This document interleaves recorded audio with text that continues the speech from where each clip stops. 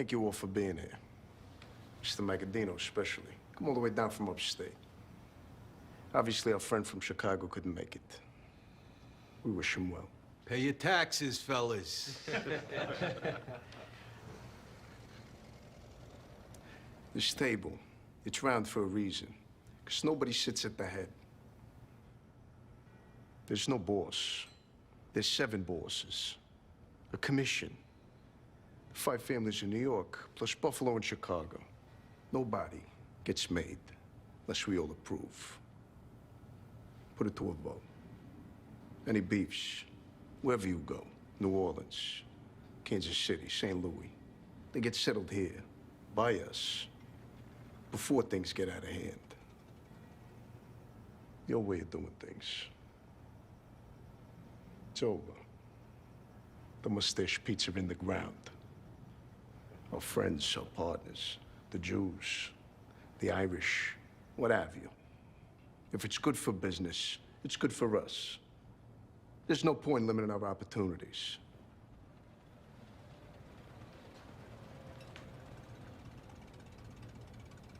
The future is ours, boys. Here, here.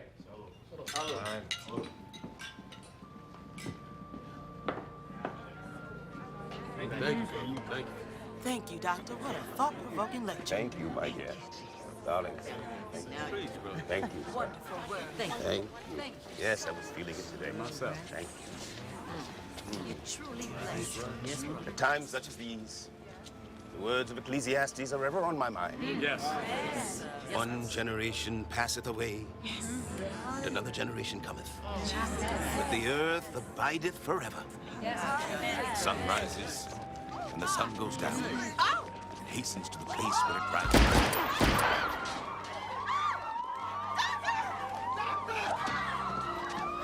Somebody help! No! Oh, no, dear Lord! Doctor! Ladies and gentlemen, good afternoon. Welcome to an old school commission style sit down podcast. I'm your host, Scotty Stutch from Sober Sit Down and from the Life 101 with Larry Mazza. This afternoon, I have the honor and the pleasure to sit down with former members and former family members of 4 out of the 5 New York crime families. I want to thank each and every one of you guys for coming out tonight and helping me out with this. This is something that I wanted to do for a long time, and I think that it can give a nice positive touch to the mob genre that's out there right now, because a lot of it is negativity, narcissism, and narcissistic behavior, and just people putting out negative drama. I think it's something positive we can do today and start putting out some more positive historical facts. I'm going to go around the room and we just lost Anthony. We're going to have to get him back in here. But for right now, I'll introduce the room. Hootie Russo. Anthony, you were ex-crew member with the Gambinos? Yes.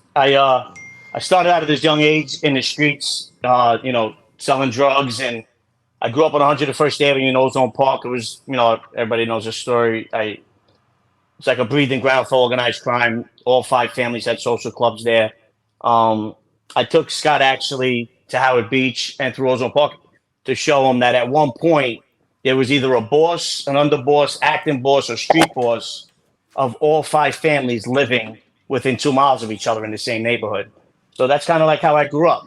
But one of the things that it's crazy because it's the first time that I'm here also with Tori, but actually with Anthony. We got to talking over the last 2 years, and he's one of the only people that I've been wanting on my show when I had it on last year that I wasn't able to get. Larry, I ended actually my season with Larry, which was an amazing interview.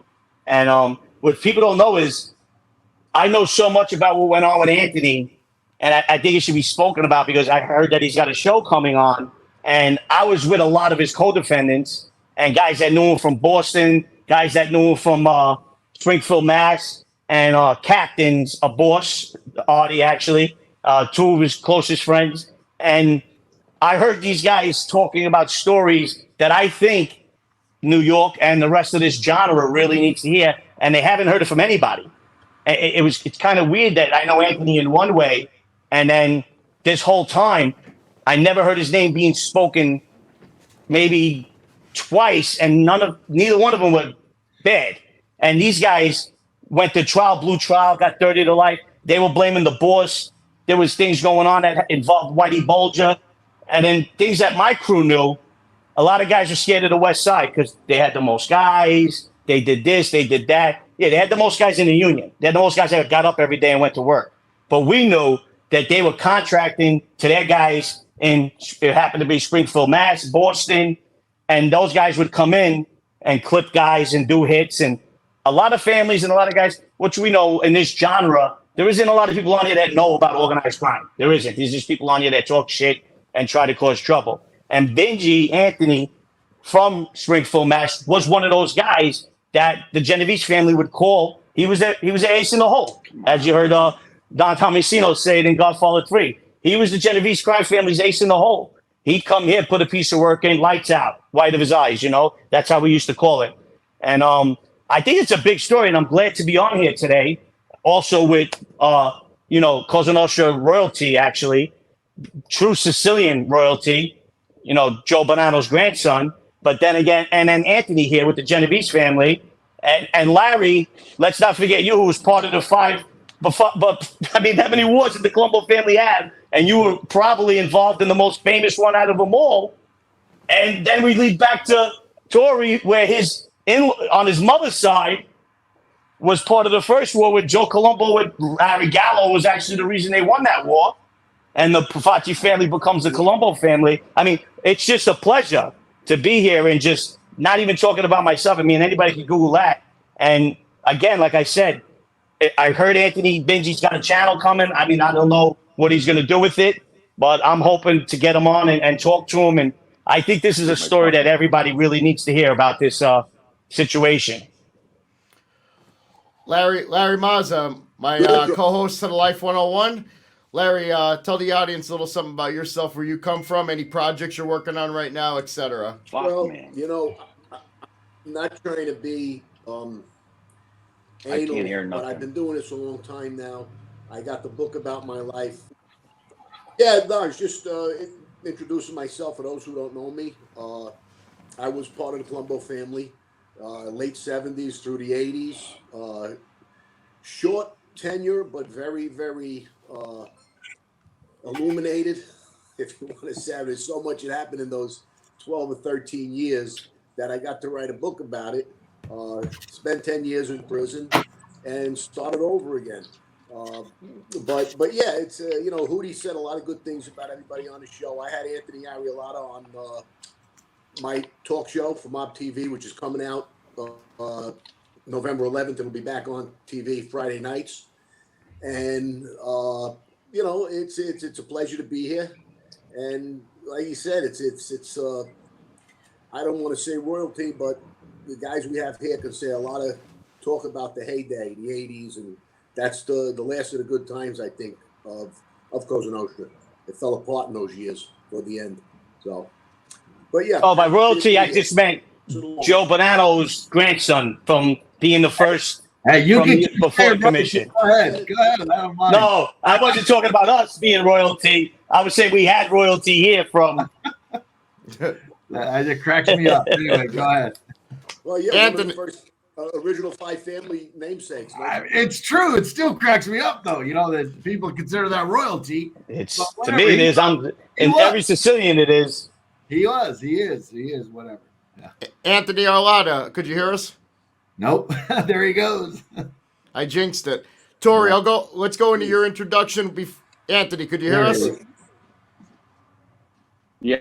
I'm pissed off with this Wi-Fi. So I apologize. I don't know what's going on. Yeah. Go ahead. I can hear you. Where you're at now. Okay. Anthony, you want to tell us a little bit about yourself? Yeah. You got your new podcast coming out, Money, Mayhem, and the Mafia. I do. You just launched it last week. It's doing great things so far. Give us a shout out. Let us know what's going on with it. Yeah. So I just started my own podcast. It's called Money, Mayhem, and the Mafia. Second show I just put out the other day, and I'm gonna put out as Larry knows, and you guys on the show know, people talk a lot about New York. They talk about bigger cities, Boston, Philadelphia, Chicago, and my area wasn't touched upon in the way that, New York gets notoriety from mob stories and notorious mob bosses that came out. Like Larry has a great story. And by the way, I had a blast with you, Larry, in California. I did blast. Thank you. We did too. Show out there. Yeah. Look forward to doing it again. And Hootie. Yes. And Thank you. so I'm looking to shine a light on my area. Nobody has done that in the Connecticut, Western Mass, Central Mass, leading up into New York. That was our territory that we had here. And I'm just trying to shine a light on the and let the people know and put this area on the map. Not many books were written about it, and and I'm just trying to shine a light on our area. So going forward, that's what I'm going to be doing with that podcast. It's not going to be any of the like the YouTube garbage, people fighting back and forth. That's going to be a strict channel with content, and hopefully it gets the some notice to the area where there was a lot of notorious gangsters coming out of Connecticut, especially Larry. With you were with the Columbos. A lot of Colombo guys like Whitey Tropiano. I don't know if you heard of. He was with the Murder Inc., but he was a Connecticut guy, and so that's going forward. That's what I'm doing with my show. Nicky Bianco. Yeah, Nicky came originally from the Columbos. Yeah, Nicky He's Bianco a Patriarcha guy. Yeah. He ended up coming to the Patriarchas. He actually mediated a lot of disputes between the families, New York, even in New York. So he was a powerful guy, Nicky. Yeah. Okay, and he was second in command there for a while, wasn't he? The Patriarchas? Yeah, Nicky The Bianco. Patriarchas? Yeah, he was. He was a big part. And then they all got indicted in the 90s, and he was part of that case. But yeah, very powerful man. Yeah, I remember Greg telling me that, saying Nicky did all right for himself. He became underboss up there. So yeah, amazing. Yeah, he did. Yeah, so that's all. I'm just looking to shine a light on the area and go forward with the show. I mean, I have other things going on too with other series and podcast that's coming out November 30th. That's going to be a good one. 7-part series explaining all about my case that I went through. And then I have also a book coming out probably within the next year, I would say. It's on the it's just getting presented to the publishers. very good, very good. And then I have Salvatore Torre Bonanno. Salvatore Torre. So you were the grandson to Joe Bonanno and Salvatore Profaci, who was Joe Profaci's brother? Yeah, you can call me Tori, by the way. That's what I go by, because when I was born, my mom remembered when she was in Brooklyn, she hated the nicknames Sonny, Sammy, Sal, and the kid on the next street over, Tori Cerrito.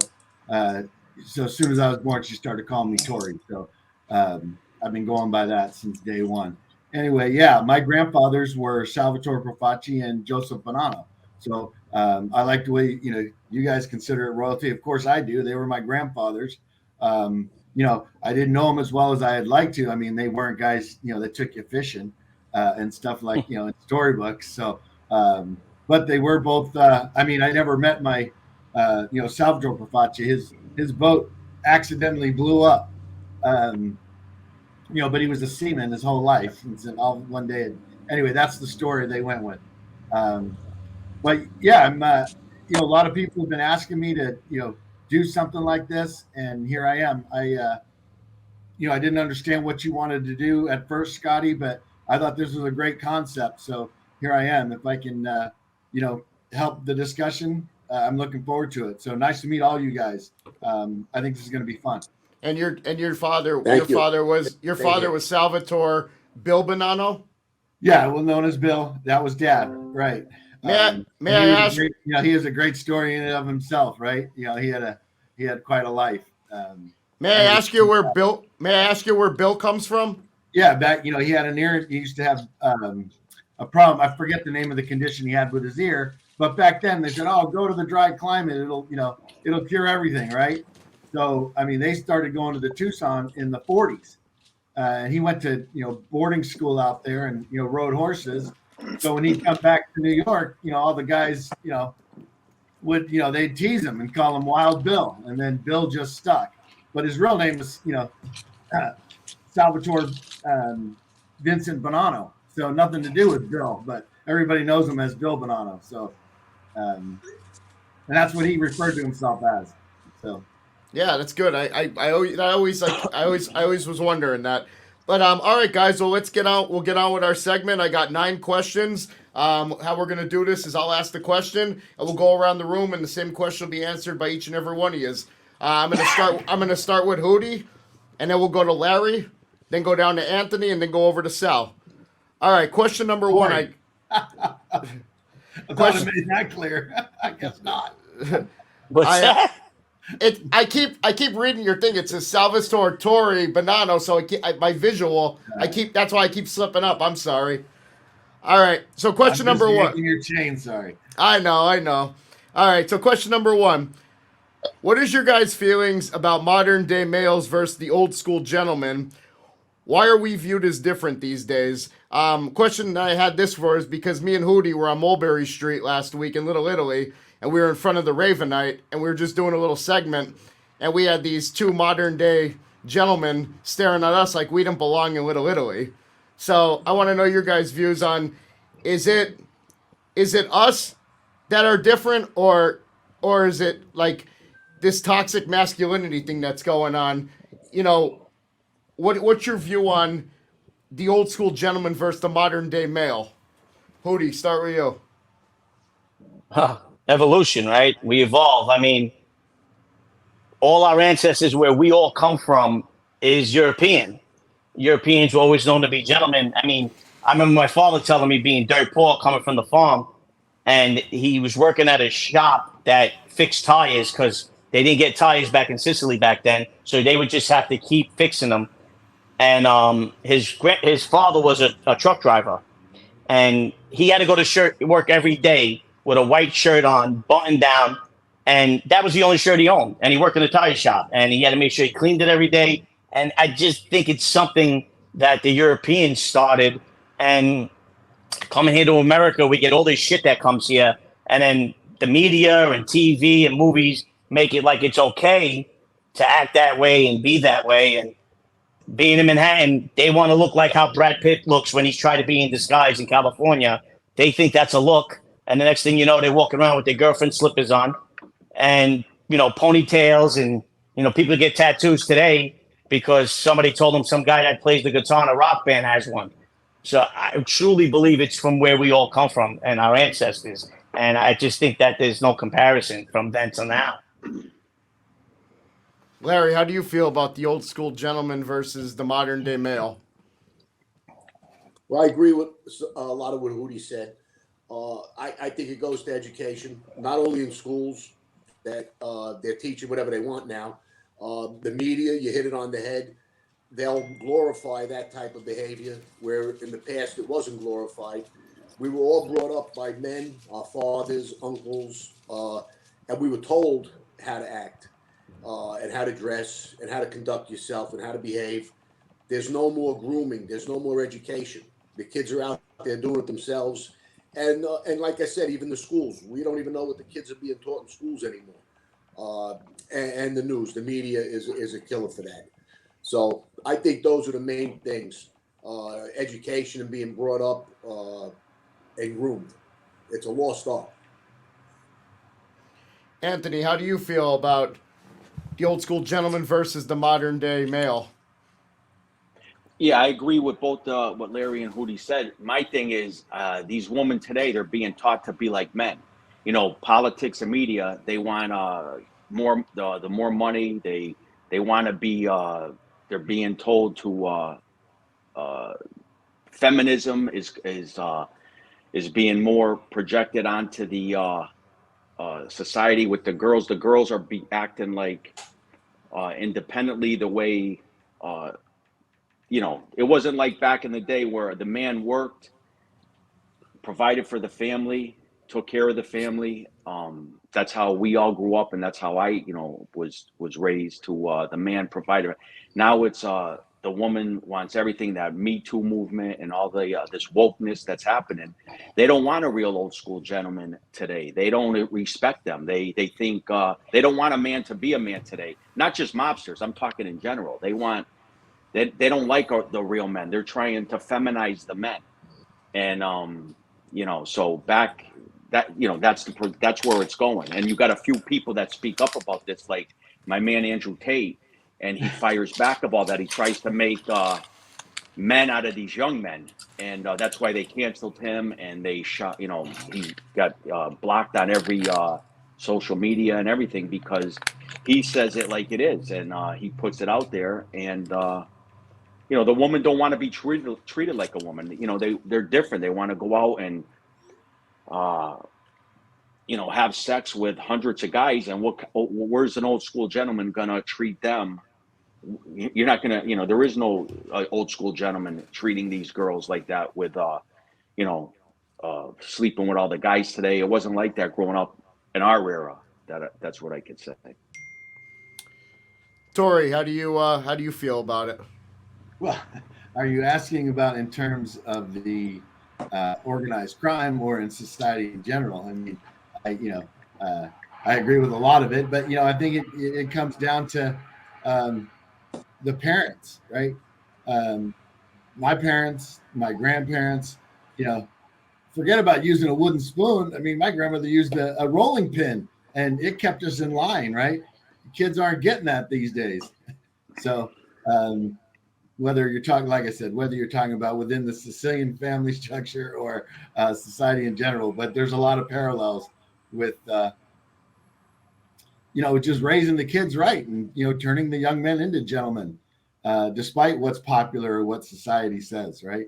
It's up to the parents. And I think that's where we're falling apart. Well, so, question number 2 is going to kind of piggyback off question number 1 is I feel as though that, we all say back in the day, no matter how old we are, we all have a wide age group right now in front of us right now, ranging from 35 to 60s. We all say back in the day. I feel as though that right now, today's society, it lacks respect and tradition. I think that today's society is very against tradition and keeping things traditional. Would you guys agree or disagree? Hootie? I really think that it goes both ways. Agreeing and disagreeing, a lot of it I agree with, and a lot of it I disagree with because, again, I think it starts at home. And me being an orphan at a young age and not having anybody at home to teach me, I had Sicilian mentors. A lot of guys that I looked up to and taught me are in their 70s and 80s or not even alive anymore. And if they are, they're doing football numbers right now. So, I got it the rough way. I got it when you went to school, the teachers were allowed to put hands on you. And that was the nuns, they used to carry a yardstick around with them. Your neighbor, if you got on the line or they caught you cursing, would give you a crack in the mouth. And that's just the way it was. And now it's, kids, which I can understand, everything coming out with the Catholic Church and, finding out why a lot of priests became priests and then finding out, what was hidden and not, told to us. A lot of parents, which we have to blame ourselves, maybe the generation before me and the generation that comes after me, they're just a little bit more careful with their kids. As children, yeah, you would love for your kid to stay home and not play outside because it's just not a safe world out there. But then they get caught up with that iPad stuff and the computers and everything else. And I think it's a catch-22. I think it's just, you really got to instill in your family or kids or, if you're raising them, the things that you believed in and the things that you were taught just with a modern day spin on it. And it's just, I think it's actually a hard question to answer at the round table at CNN. Larry, do you believe that this society nowadays, it lacks tradition and respect? Well, it's getting worse and worse. I'm doing it. If you look at the way we grew up, I went to Catholic school, so I was taught right and wrong. I was taught the way to treat other people. I was definitely disciplined when I did something wrong. My mother had the shoe out. My father basically would push me around a little bit. He didn't beat me up, but he shook me up. He made sure I got the message. And I think there's a place for that, otherwise they're not going to believe what you're telling them. You got to wake them up sometimes, the kids. And you look at our athletes, they're a perfect example of the changing of tradition and the changing of respect. A lot of them are embarrassing, the way they conduct themselves in public, the way they act on the court. They don't listen to their coaches. I remember playing football for Lincoln High School, and actually the farm team before Lincoln. It was a little younger. And we were playing this team, and all week long, my coach was telling me, this guy's got a shotgun for an arm. Don't let that receiver get behind you. I was playing cornerback or safety. And the first play of the game, the guy runs past me, and he's so far down the field, I figured this guy can't even reach him. The guy threw the ball over my head. Long story short, I go to the sideline, and the coach didn't talk to me like, things happen. Next time you'll do better. He was spitting at me, kicking dirt on me, chasing me down the field because I messed up, And when we played, we got rewarded for winning. We got trophies. We played hard. We wanted to win. Now it's like you play for nothing. They're not allowed to give trophies out because it's not fair to the people that lose. So what are you teaching these kids? There's nothing there. There's no substance. Everybody just plays. It's like math. They don't want you to learn math anymore. It's racist or something. How could math be racist? Because I could add 2 and 2. I mean, give me a break. I don't get that. But no, it's changing, and it's not changing for the good. Something's got to tip the world back a little bit and understand that the kids need to be brought up the right way so they're good human beings.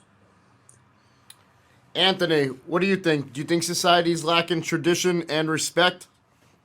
Yeah, absolutely. I agree with Larry and Hootie.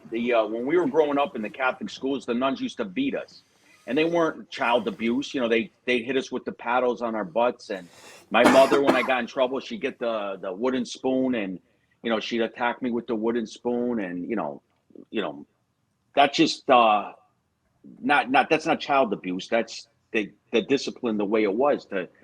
And I think that today, they're being taught in school like the way the teachers are teaching these young kids.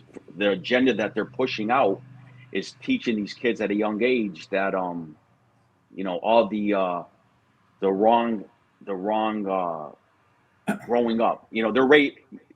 I believe that the father and the mother should raise their kids in their home. But what happens today is now you see the mother works, the father works, and they have to put their kids in school, and then they come home. So they're being taught, instead of schoolwork, they're also being taught how to behave in society. And I think that's where it's going wrong. They're getting fed a lot of wrong information on how to become a member of society. Tori, what do you think? Tradition and respect, you think we're lacking it in society today? Well, I mean, it's in society today. It's lacking in the terms that we understand it. But things have to change, right? You have to adapt or die.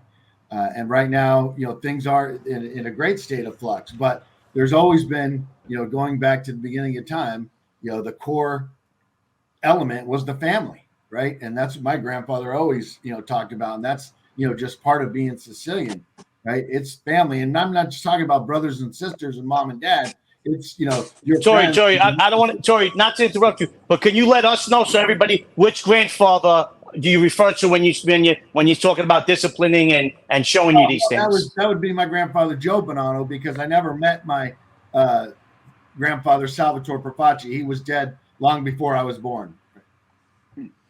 So anyway, the core concept of a brotherhood or family has been the foundation since the beginning of time, right? So, and as we move into modern times, that's getting weakened and changing, but it's still possible to keep it together. And it helps if you have a mother and a father. I mean, I've been divorced twice. I wasn't able to do it in this society. There's a lot of pressure. There's everybody needs a new minivan, and everything needs to be brand new, and you got to be able to cover that nut every week until every week. You know how it goes, and it's not easy these days, but it is possible. And I don't think we're in that bad of shape yet, but who knows? Yeah, definitely something's got to change, or we're all gonna see some drastic measures take place that it's gonna be past the point of no return. So I'm a podcaster, and just started doing this a couple months ago, and I got involved with some of the mob genre because I feel as though it's very historic and there's a lot of pros rather than a lot of people want to focus on the cons. A lot of things I'm seeing nowadays in this mob genre is a lot of guys that were never in the life before that want to throw shots at people. And, anyone who attempts to gain success through the hatred and jealousy of others will always fail in my eyes. So, these guys that are hiding behind these screens and they can't back up what they talk about. When I was growing up, and I'm 37, I was taught action came with consequence. As some of you guys, as well as I can say, I only write out checks that I can cash. So I feel as though there's a lot of people reckless hiding behind these screens nowadays, with society hiding behind social media and going on YouTube talking about people they're never going to run into. I just feel like society, there's a lot of action without consequence, and I'm not promoting violence by me saying what I'm saying, but I feel as though that's very harmful to society, and it puts a certain attitude on certain types of people because they don't ever think that something's going to happen. Do you guys agree or disagree? Starting with Hootie. Oh, no, I agree with that 100%. And it's funny that you say that because I haven't watched really YouTube in like 10 months. And now that I'm going to start my show up again, I'm watching these shows, and these guys that were talking about they're going to do this, they're going to meet me here and do that. They're going on shows now and saying, well, I'm not a tough guy. I never claimed to be a tough guy. I'm a regular guy. I'm over here. I don't do nothing. But to get known and to get on this, because you weren't from the life and you weren't in the streets, you got on here talking shit that, you felt like, let me call a guy out that was somebody in the streets and get a name for myself. And a lot of these guys did that. And you know what? They're not getting what they're supposed to get. The repercussions are not coming for them. And I don't think that's right, because there was a lot of old school mafiosos that used to say, the civilian pays taxes, so when a guy like you comes to his house, he can call the cops. And in our eyes, it's not wrong. And I was told that by a lot of old timers. And I've, going back, guys that were around in the 60s and 70s. Guy gets up every day and goes to work, pays his taxes. The cops is who he calls. Guys like us that are in the street, bookmakers, Shylocks, drug dealers, we get into a beef, we go see our rabbi, and and it gets handled that way. And I think I think the scales are uneven. And it only always works in their favor, the big mouths, the guys that are, writing those checks that their bodies can't cash. Larry, how do you feel about that? Yeah, I've seen a lot of that. A lot of people are getting their information from movies, TV shows, and then they bring it onto a forum like this and try to portray themselves as somebody that lived it. And the ones that lived it are normally the ones that are the most honest, and they can talk bad about it because we lived through it and we saw the treachery and the backstabbing. We saw all the lying. We saw our bosses' true colors come out, that they were informants for years and years and years. So the ones that come out with that hatred in them and they use all the words, you got to put them on the pay no mind list. They didn't live it. They have no clue, and they got nothing better to do but try to draw up their ratings by berating somebody else. Anthony, how do you feel, my friend? Well, this is what I feel. I feel like without guys like us, there would be no mob genre. If you don't have a made guy or even if you weren't made, somebody that was in that life around serious guys and serious families, just like a made guy, then there wouldn't be no mob genre. So with that being said, with what we did comes a lot of criticism, the life that we live. and we're going to take a lot of, we're public. We have a resume that, a notorious, we have fame and notoriety in our past lives for the people that we were around, the crimes that we committed, and who we were. And then you have these YouTubers that are coming on, and they see that, and you're going to have jealous haters coming on, seeing that, and they try to create a version of themselves to get fame and notoriety. And so they'll exaggerate, they might have a low level arrest. They might have been a low level an associate of an associate of an associate. But now they'll come out and they'll exaggerate the stories to make them look relevant into of who they were. It's like, a guy goes to prison and he's there for a certain crime and he exaggerates the crime. And he says, he got caught with a gun, but the next thing you know, he's saying it was a shooting case. They shot 8 people, and he exaggerates. And then eventually they get to find out. Well, that's the same thing on the YouTube. The lies all come, and the exaggerations that they're saying all get eventually proved. And then they get discovered for being the frauds. And the real guys, whether you like us or not, are going to be here because we actually were the real guys in that life that can actually tell a story, can actually tell about being a made guy or shooting a guy or murdering a guy or whatever it came with that life, being around murderous bosses. So that's my take on it. I want to just touch on something that Anthony said, which is spot on.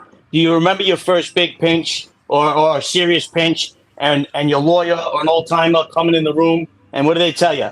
Anybody asks you what you're here for? Domestic violence, pot. Tell me you got caught selling pot because everybody in there is selling, and you're in there talking. What am I here for? I got pinched with pot. I don't know. I got pinched with a few pounds, and guys are in there. They murdered 7 guys. They went 27. I was with a guy. He was telling me that he was driving a guy around that lived next door to me. He was that guy's driver. I never seen the guy before in my life, but he was telling me that he was the guy's. My neighbor, who was somebody, he was his driver for 20 years. It was the greatest thing in the world. I got caught with 10 pounds of pot. I remember going in and always the old timers and my lawyers like, don't tell anybody what you're in for. Go with something else. So they can't ask any questions about it. Yeah, I agree. I'm going to add one thing to that, too. Go ahead, Larry. If it's okay. Go ahead, Larry. The other difference is all the guys on this panel are documented one way or the other. If you really want to go search, somebody's court transcripts, newspapers, whatever. Not that the newspapers are always accurate. We're documented, and a lot of these other guys coming on, nobody even heard of them, where they come from, and they're trying to play the role. So, you let your actions speak louder than words. That's the way I live. I call them grandma basement gremlins. Listen, I lost out on a lot with the 10 felonies I got and the 3 RICO cases. So at least let me hold that. If I can't get a job working in the city, or if I got to get a background check every time I go to the airport, I can't. I live next to 3 airports. I can't work in any one of them. The American Express building, I have a brother that works across the street. He goes across the street. I can't go across the street because you can't have a federal pinch in the American Express building. So that's what aggravates me about that. I'm glad that you brought that up. It's all documented. They can go look at it. But then you got these guys that don't have it, that want it, and they don't understand what comes along with it. The responsibility that comes along with the RICO pinches and the federal felonies and the Rikers Island bids and the upstate bids. But they want the notoriety, but they don't want to have to go through what we have to go through for the rest of our life with it.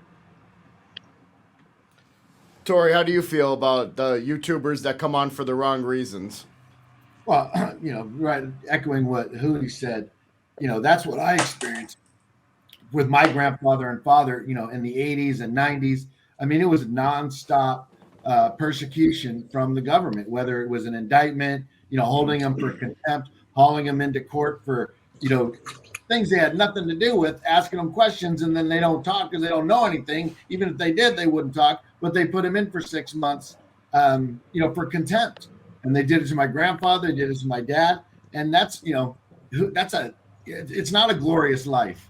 You're paying lawyers, you're going to court, you're trying to figure out, state charges, federal charges, local things, who's getting locked up in county versus the state versus the feds. And it's just not, these guys, they glorify it, and because it's not real to them, right? It's just like a movie. When you ask who's your favorite Sicilian mobster, they'll say Tony Montana. He's not even Sicilian. So Al Capone. Al Capone was never straightened out. So, it's really hard, to differentiate, what's real and what's not. And then, it's all blended now anyway, because of, this mass audience that we're, reaching out to. But when you got guys that live the life like you guys, and, I've seen it from another point of view, there is something to it. There is something, there is some good, there's some silver lining and all that. And there are, guys that have to do what they have to do, but there's a code, right? My father used to always say, nobody who ever got hit didn't know it was coming, right? Because they knew the rules. They knew when they broke the rules. They knew what the consequences were. And that goes back, to prehistoric times in Sicily. You all know it got invaded, but the locals, they had to deal with their own, and they had a code, and that, that's something I'm looking into now, is trying to, it's always an unwritten code, and I wish I spoke Sicilian, but even if I did, every village, they had a different code because they had to. So it's really hard. But I wish I knew what the actual, it's got to be written somewhere. It's got to be recorded somewhere. I'm going to find it. I like that. I do. I like that. It's funny you you mentioned that, because my next question pertains to about the movies. In Hollywood, it really seems that they do a good job making mob movies, some of the best movies.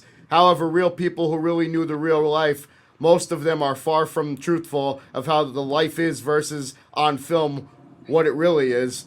In your opinion, what is one that you feel as though that actually touches the most reality of the life? My opinion, I'm going to answer for myself, is I feel as though the 1995 Gotti movie with Armand Assante, I think it was done very well, as real as it can get to the life. Hootie, what do you feel as though, what movie was closest to portraying the life? I mean, his own son made a movie, and it wasn't anything about the John Gotti that the world sees, because I promise you, the one that the world sees is the same one that we see when we're in the streets every day. And I'm talking about the one that everybody loved, and, whatever guy is dead, he was never convicted of a violent crime. He was never, so, no, but like someone going in and actually saying he did this murder or he baseball batted this guy, and he never was. But Gotti was pretty close, and that was good. I know they're all jumping on the Gotti 2 now, and they want to be consultants. I was actually at MobCon when that whole thing went down.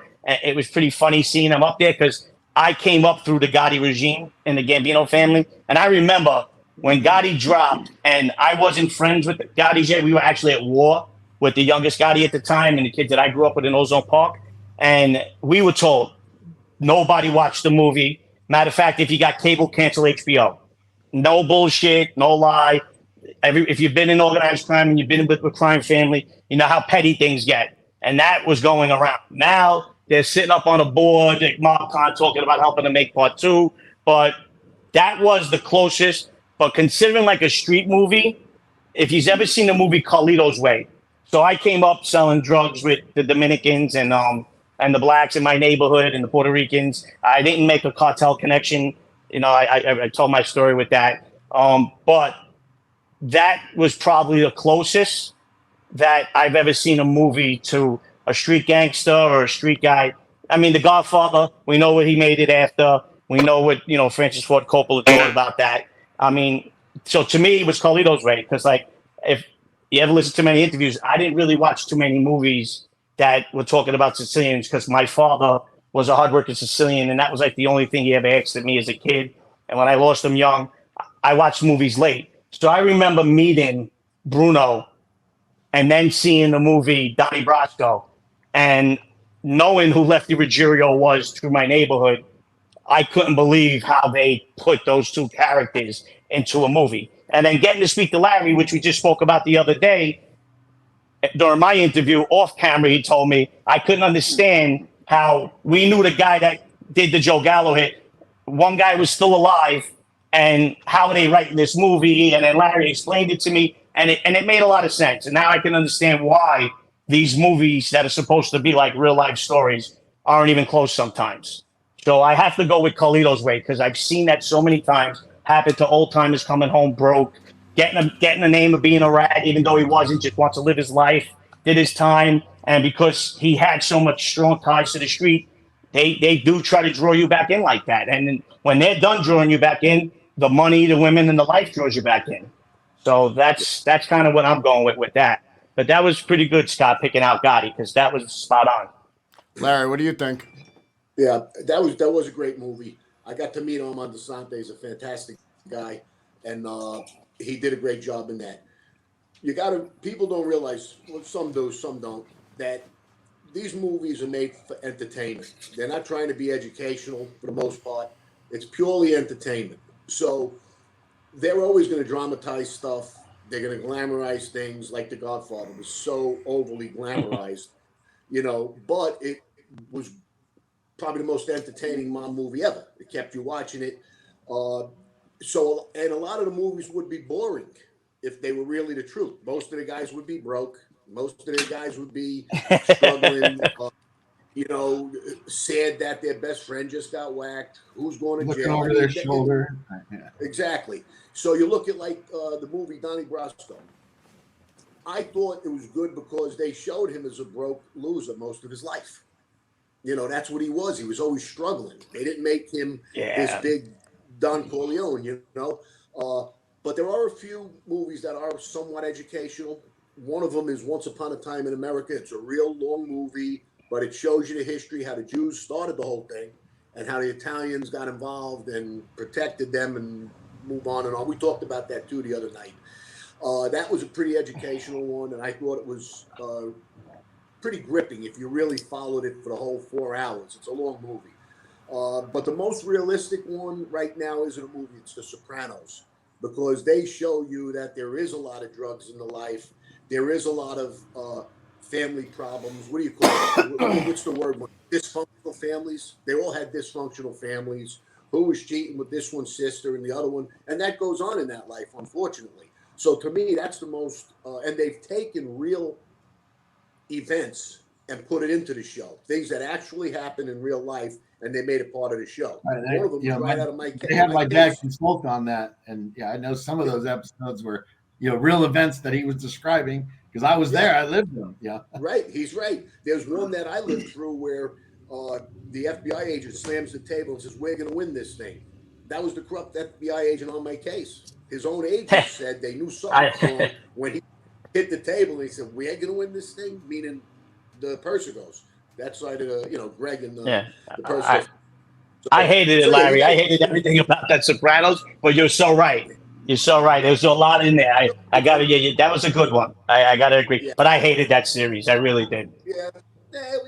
But no, you were right. I mean, it's there for entertainment. And I had the pleasure of meeting Vinny Ocean, and he was a bit of a fucking character. So I can understand, when he gets caught on tape talking about how, you imagine this, they made a guy after me on HBO. That's how the guy was. You know what I mean? But I just kind of thought it was kind of played a little bit too much. Well, I got to see it late anyway. I didn't watch it till I came home from federal prison.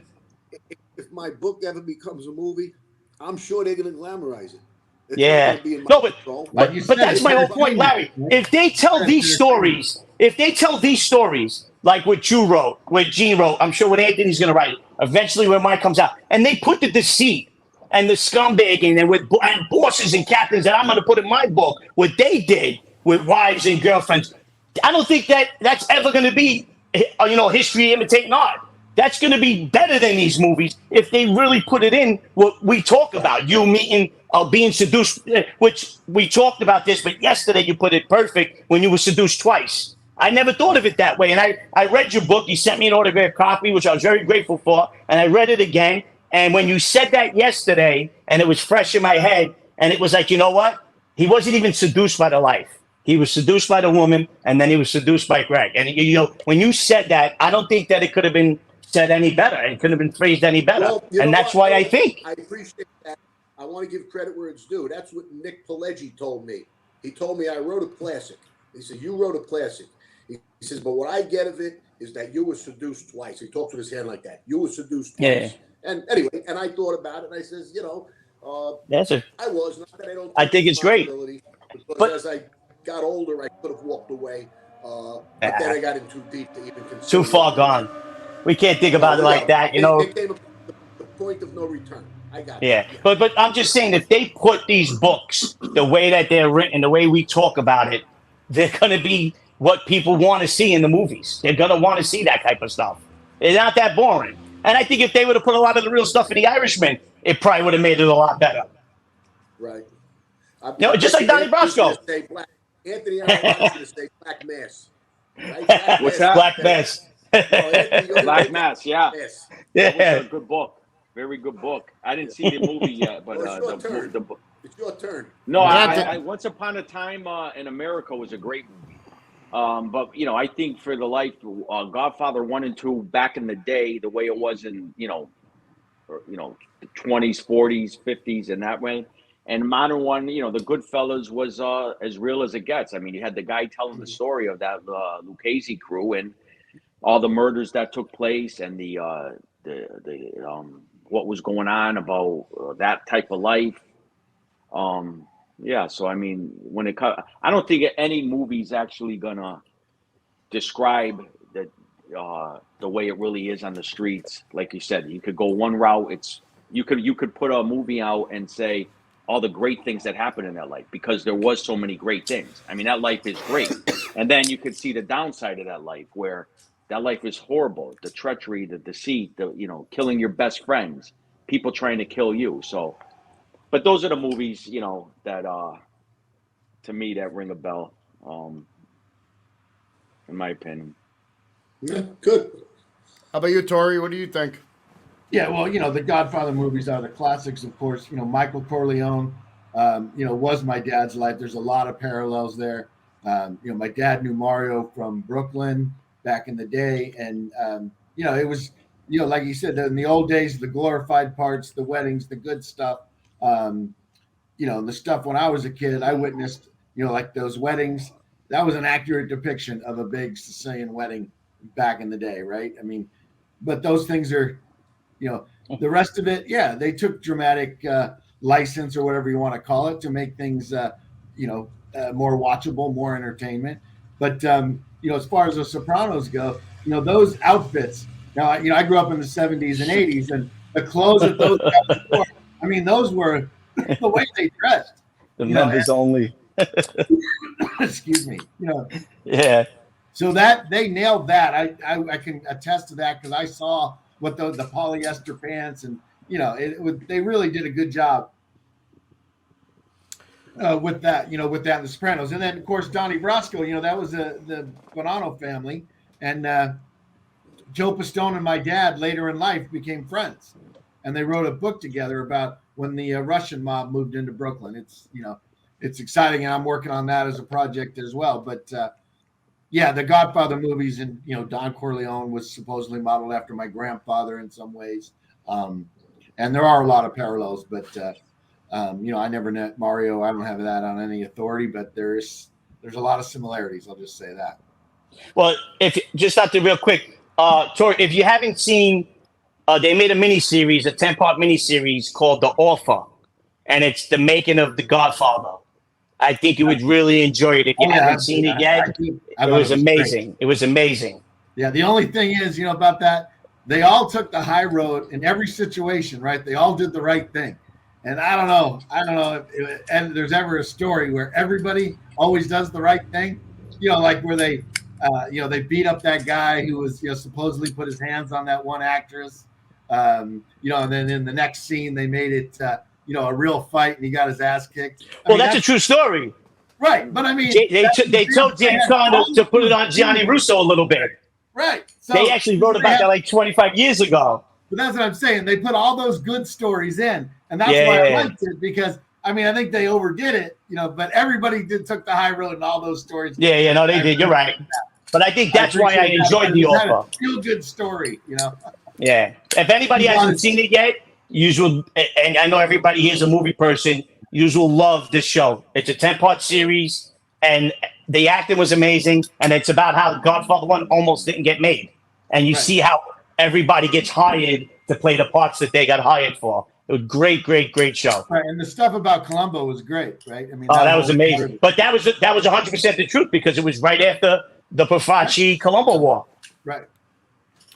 So All right, so this next question is going to be a two-part question. If it doesn't pertain, you could just say pass on the part that doesn't pertain. So, being in the life, who is number one? Who is the most ruthless and unpredictable person you had to have a sit down with or have a run-in with that was someone intimidating or uncomfortable, premeditating going into talking to? And the second part of the question is, who was the most intelligent in reference to business-wise that you had to sit down or have a discussion with? Why it stands out to you? Hootie. You know, it's spot on to the guy I'm gonna say. And if anybody knows me, they know in the life I wasn't friends with him. Outside the life, I only met him a couple times. A lot of people think the guy is bullshit. I know firsthand the guy's the real deal. But when I had to go have a sit down with Johnny A. Light, I wouldn't have it inside. I made sure it was in Atlantic City. It was actually at a UFC event, and it was a lot of people there. And I didn't know if I was gonna leave Atlantic City in pieces or as a whole. I drove down by myself. I parked my car in a town over, and it was something that was serious because I know that John was a seasoned killer by then, and I know it would have been him or me. And like I said, he was already a seasoned killer by then, so he would have definitely got the jump on me. And he didn't care if I was there representing 17 captains from 17 different crime families. He had an agenda. He wanted to get it across, and he did. And it wound up working out. And that was the only. And I've sat down with three bosses, and that was the one that I was worried about. And I'm glad that I was able to get it where I needed to get it, and I had a few guys there too, so it worked out. And the most intelligent was, and I don't like to say the man's name. He's not doing good health wise right now, but was Jojo Carrazzo, who was the consigliere for the Gambino crime family. I grew up around those guys. He was one of the most smartest businessmen that I've ever known in the life. He's opposite from his brother Nicky. He made money, with the pen. Nicky made money with the sword. And I got to meet Fat Andy for a whole year before he passed away. When he first came home, I was with him every day, and I had, but I didn't get enough time with him to say him in a sit down. But definitely Jojo Carrazzo was one of the smartest guys I ever sat in a sit down with and listened to him about the life, about earning, and about, the respect of the life. And yeah, those are my two. It's a good question. How about you, Larry? Well, the most intimidating guy to me was my boss, Greg Scarpa, known as the Green Reaper. I was lucky to have him on my side, so I never went into a sit down where I really was worried. I will tell you one situation I got into by mistake. I was in an after hours place and wound up 5 a.m. when we're not supposed to be out. None could happen good at that time. I got in a beef with a guy who was over a girl, and I got the best of it. Not that I always did. That one I did. And it wound up being Paul Castellano's nephew. So I was called in the middle of 2 o'clock the next morning to a diner, and Greg was going to be there, but I knew something was wrong. Long story short, I got out of there and everything was straightened out because I didn't know who it was, and it was after hours. We were both drunk, drinking too much. So that was a little hairy of a situation for me, but Greg really took my back. He really took my back. He told him if there's a hair harmed on his head, there'll be more bodies turning up. And he wasn't a captain at the time. His captain, Scappy, jumped in and said, "Oh, Greg, stop. You got to stop because he was getting out of the line." And then they pacified it. Of course, I was told that I owe my life to Scappy, who was the captain. So it's a little psychology. So now I had this loyalty to him too. But basically, with Greg, I never walked into a sit down where I was worried. And I say that 100% serious. And I'll tell you this, the smartest guy, there's a couple of different smarts. There's street smarts and there's intelligent business-wise. They're a little different. And there were a bunch of those. It'd probably be too many to talk about. I'll mention one. I was away, and I was in general population in the last 2 years of my sentence, and I was walking around the track, and I got friendly with the guy that I won't use his name because I All you remember. guys sitting here will know who it is. And he, he was telling me that once he does his 11 years, he's done. He's not going to go back. I heard he might be back in now, but whatever. Very, very smart, very intelligent, wisdom beyond his years. He wasn't that old. I have a lot of respect for him. I still do. And I'll tell one last quick story about a sit down. I had to go to one with Greg once, and we met this guy named Joe Shapano. I'm pretty sure he was with the Genovese guys. And this is back in the 80s. He was in his 80s himself, but he had a full head of hair, good-looking man in a suit. And when we sat down, this guy, and they were wrong. They had to pay the money. It was just sort of a formality. This guy never cursed. He never said a bad word. He spoke like a gentleman the whole time. And Greg told me afterwards, this guy Joe is known for not cursing. You'll never hear a foul word out of his mouth. And I tried to be like him after that. And you notice on the show, most of us aren't going to curse. I try to emulate that and not curse and try to talk a little bit more business-like. And to end it, I went back to see him every Wednesday with my partner, Jimmy.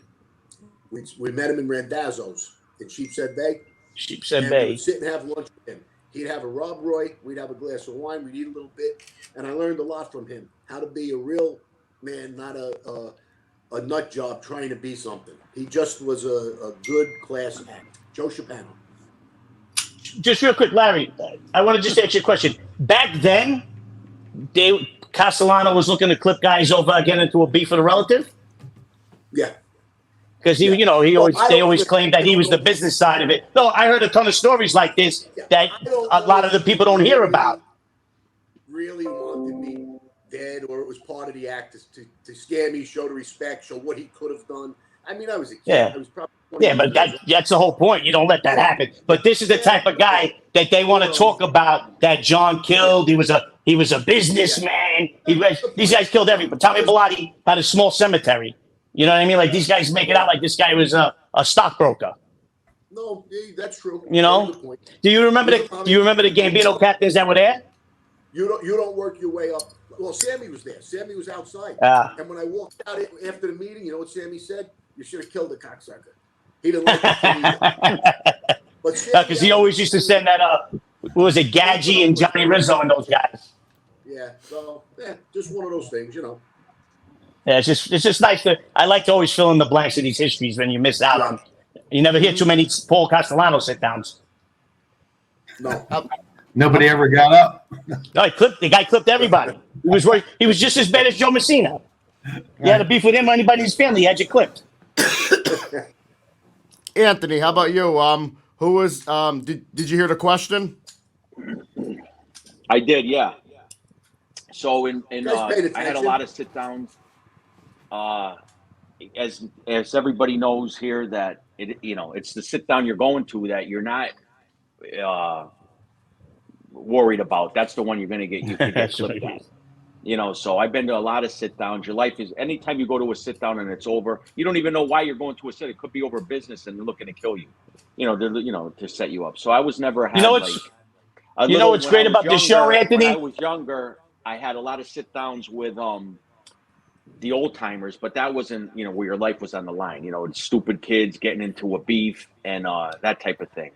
So I was never really worried. When you're going into a sit down and when you chose the life we lived, you might end up dead. And but on the other side, one of the sharpest guys I met was probably Mario Gigante, as far as being a whole total gangster, being a dangerous guy and also a very sharp, intelligent guy, especially in the modern day. He was one of those guys that, could last in the modern day. If you took those guys back in the day, Carlo Gambino, I know they died in their sleep and they died at home, but if you took them in the modern world and they had to face the law enforcement, the technology and the RICO laws and everything, they wouldn't have lasted, in my opinion. They were low key and they were all that, but still, and he adapted and he was a very sharp man. It's funny. This is why I was glad about this show today, why I'm jumping in. Because I'm like a kid in the candy store. You got Joe Bonanno's grandson, and then you got Larry and Anthony. Only because you two got one of the similar stories. when Anthony was getting straightened out, he didn't know if he was going to get clipped. And Larry's going to get straightened out. It's in the middle of the war. He doesn't know what happens with him. So when I heard both your stories separately, it clicked right away how close in similarity it was when you both got straightened out, talking about if you're going to get clipped at a sit-down. Because Anthony, when you got called in, you didn't know what you were going to be. I mean, you kind of had to figure what was going to happen. I knew I was getting made. I wasn't worried about getting clipped, but in those type of scenarios, you never know.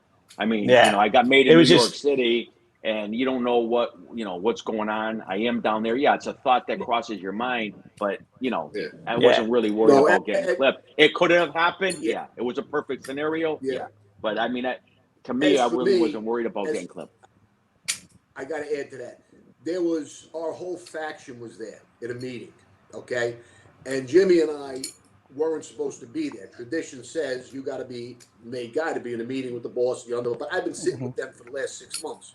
So Junior sent the message to get us recognized. So after that meeting, probably 80 of the guys left. We had maybe 50, 60, 70 guys up there, whatever it was, and just 10 stayed. So I wasn't really thinking that. I didn't think I was getting clipped. I mean, we were too important. Well, I don't mean to put it like that you thought it was, but it's always a scenario in a situation, because they always said when a guy's getting made, that's the day you could get clipped, or that's the day you could become a friend. So being on a show with guys like you and Anthony, these other shows out there, I like to hear these stories come out more because you got these bogus podcasts out there. For the guys here, all the guys here, and I'm not saying this to be argumentative. Aside from the movie where it happened in Goodfellas, was it Goodfellas where it happened to Pesci? Yeah. Yeah. Aside from that movie, do we know anybody that really happened to? I don't think I do, to be honest with you. That they thought they were getting straightened out and they got clipped. I mean, it's a good way. I know to stories. Somebody. I don't. Yeah.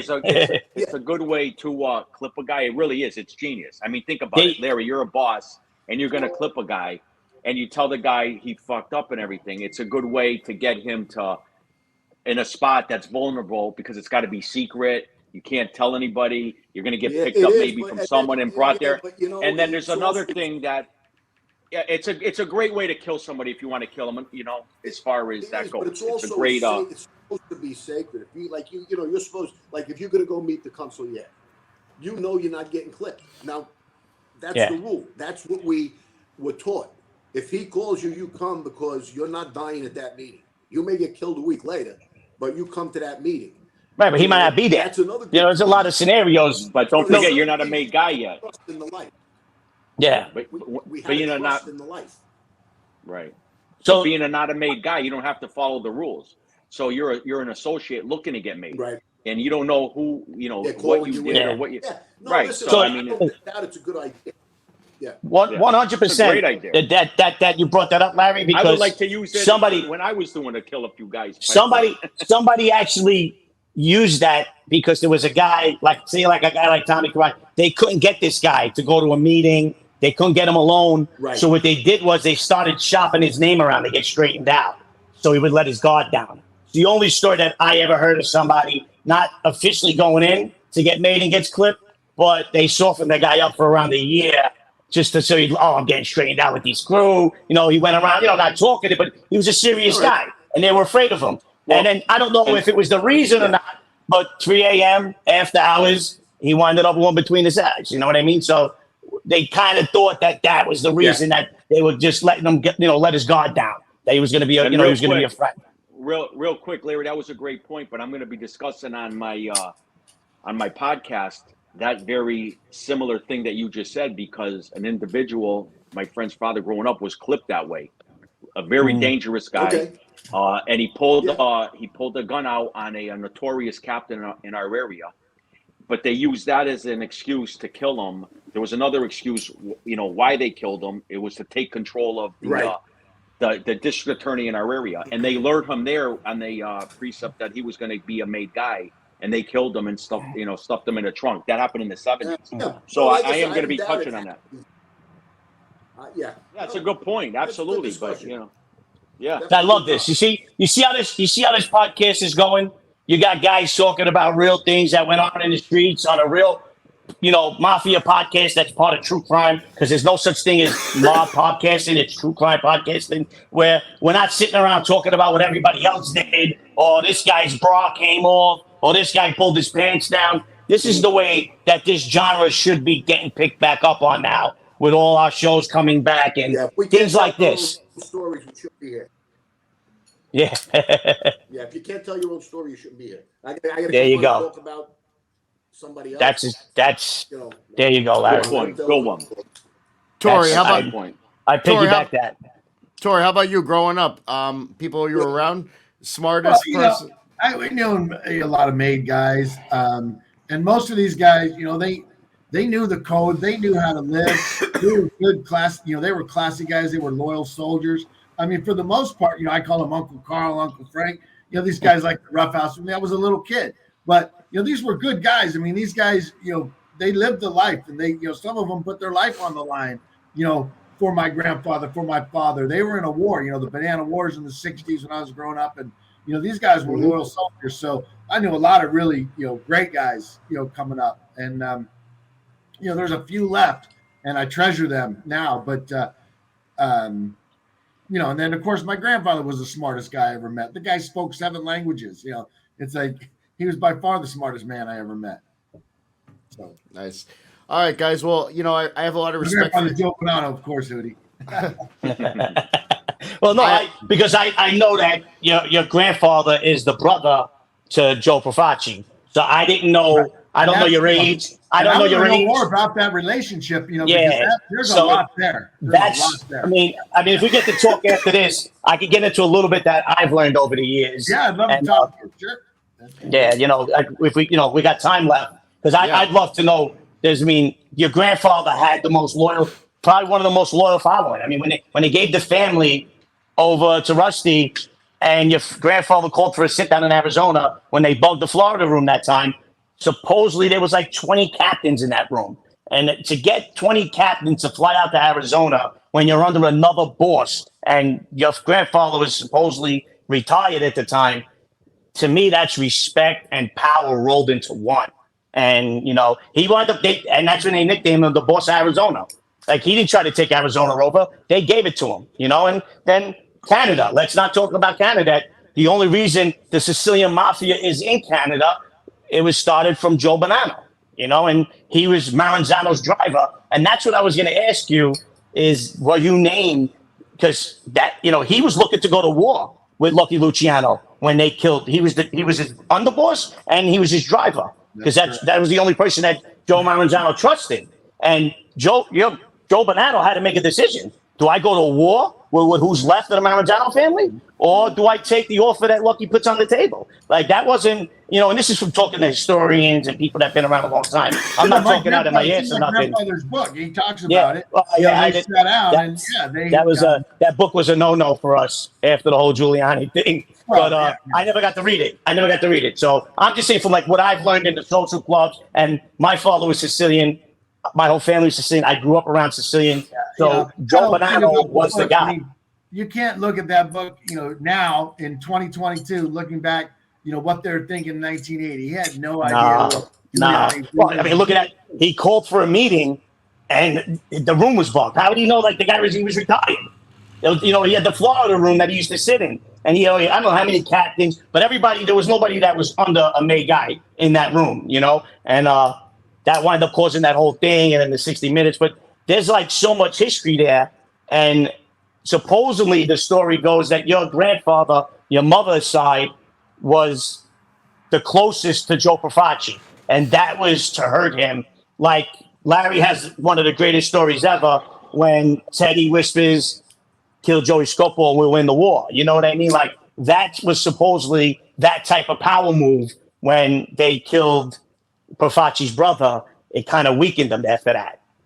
And nobody knows if it was the boat, if he disappeared or whatever. That's still probably an ongoing investigation since then. I just didn't know how old you were when that did happen, because I don't know your age. But there's like a lot of history in that spoken inside social clubs and cafes, especially amongst the Sicilian ones.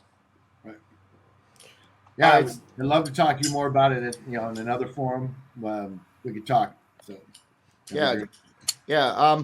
All right, guys. Well, it is Friday, and I do have respect for everybody's time, and I respect everybody for being patient. So I do have 3 questions, but instead of going around the room, I'm just gonna load them up together, and this way we can knock it out, and this way everybody can do what they got to do. I respect all your guys' time tonight, and I really appreciate you guys going a little overtime. The last three questions I'm gonna bulk together. The first portion is not glorifying the mob life. But do you feel as though that the cities were safer in the neighborhoods ran by the Italian American mobs due to the fact of people had more respect for those territories? Second part That of the should be question. real short and sweet. Let everybody say yes to that right now. Yeah. Hands Absolutely. down. There's no Hands down. Let's just hands down. The Absolutely. We all police, agree. the cops, the FBI, they'll all tell you the same thing. You They'll can say leave the doors open. you can run Next into. The doors open in the Next neighborhood. question. And real quick, those back then, those were neighborhoods. They weren't ghettos. When Yeah. I grew up in an area. It wasn't never considered a ghetto. So Right. it turned I grew into up a in a ghetto tenement house. afterwards. Yeah. I grew up in a tenement building next to other tenement buildings that they call projects now. We didn't call it the What do you ghetto, I got can tell next, you that. Scott? What's the next one, Scotty?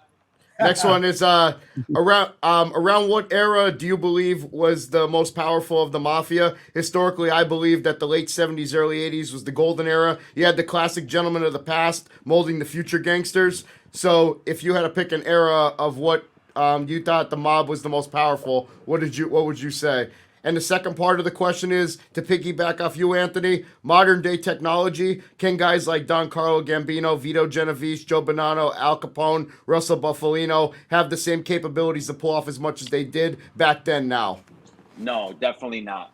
That's my answer on the last question. Yeah, that's an easy one too. It's That's so an easy obvious. one.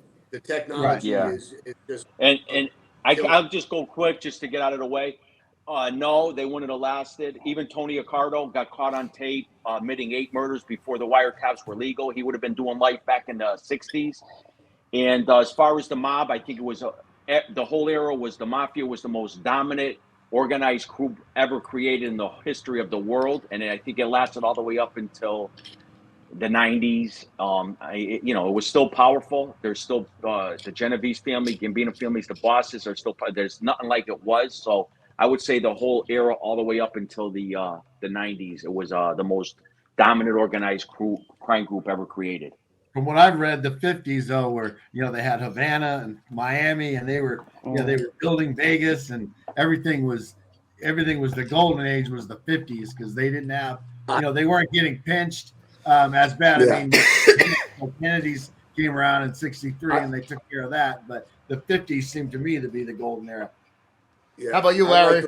I like to agree with that because after they actually formed the 5 families a little earlier on, Right. okay, that's when it was building and it was a good foundation. And Anthony said something to me when he was on my show that I never forgot. He said the only thing that was as powerful as Cosa Nostra was the American government. So as the years went on, that's why more and more guys started dabbling and making friends with government officials, whether it's FBI or senators or whatever. Like Whitey had a brother and my boss had his FBI agent, because now that became a way of survival. And then it took a turn where it wasn't as, the foundation was starting to crack. So I would say right after they formed the families and the commission, 50s, 60s, before all the technology and before Rudy Giuliani. How about you, Hootie? I thought I talked enough for the whole episode. Yeah. I don't know. I went in on everything. Really Yeah. crazy. I'm just listen. I told you this is a great panel. You don't get it to sit across from 4 guys like this, and I thank you, Scott, for inviting me here, and Mr. Bonanno himself. I appreciate you coming on and meeting you, and Anthony, Larry. It's always a pleasure because you guys got so much history in this life, and you guys are friends in the life as well, which is still a big deal to me. Like I said, I left. The only thing about me in the life that's different is I just don't commit crimes anymore. But I still hold that level of respect. Yeah. But to me, I thought, listen, I watched it. I watched the murders in the 90s, the killings in the 80s. I watched my cousin, my cousin got clipped because he was involved with, clipping Frankie Burke, and then Jimmy Burke had him clipped. I seen, the guy get stabbed to death in front of my house in, 82. So I thought until Joe Messina went bad, a boss, a real boss, that's when you knew organized crime there was no coming back from. These guys still had a stronghold in the Bronx. They still had a stronghold in Brooklyn. You know, the Sicilians were coming back, and you know, so to me, modern day till Joe Messina went bad. And what was the first part of the question that you need the answer to? Besides that, it was just that you answered it. It was about the era. What era did you believe was the most powerful? just the era. That was it. Yeah, that's it. Well, guys, thanks everybody for coming out tonight. I really appreciate you. You know, Larry, I wouldn't be here today if it wasn't for you. You gave me my first interview. I have a lot of respect for you. We do the Life 101 together. A lot of respect for you. Anthony and Hootie, thank you guys so much. You know, you guys became friends of mine. We talk on the phone quite often. You know, whenever I'm having a bad day or something like that, I call you guys. You guys give me the best advice possible. I also wouldn't be here today if it wasn't for you guys. And Tori, it was great meeting you for the first time, and I hope to, you know, have that same level of respect and rapport with you that, you know, we, you know, could keep in touch, you know.